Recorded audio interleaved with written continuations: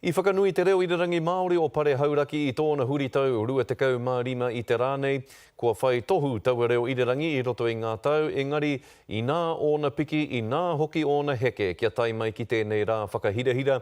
Hei tā Manawa Rights, ko etahi o ngā uatanga i roto i te 25 tau kua pahure ake nei, ko te whai pūtea me te aro tau i ngā hangarau o te wā.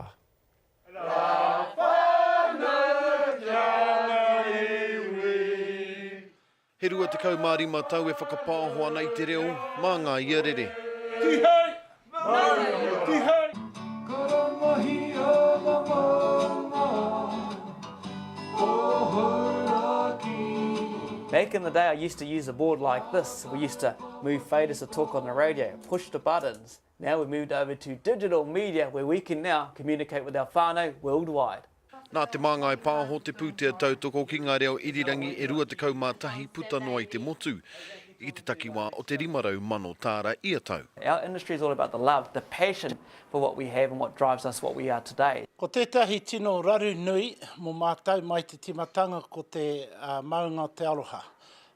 Ko te nama te take nui i te mea 50 tāra te nama ki te whakapāho mai te tihi o tō mātou maunga te aroha. No mātou taua maunga, ko ai rātou.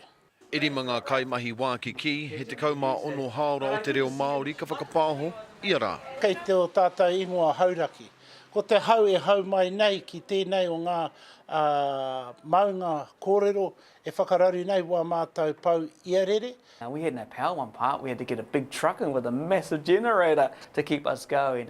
Me te tino ringa tohu hōtaka i honoretia i te pōtohu taonga reo irirangi i te rātau. We've also been a part of getting our rangatahi back onto Wānanga, leading about tikanga Māori here in Hauraki.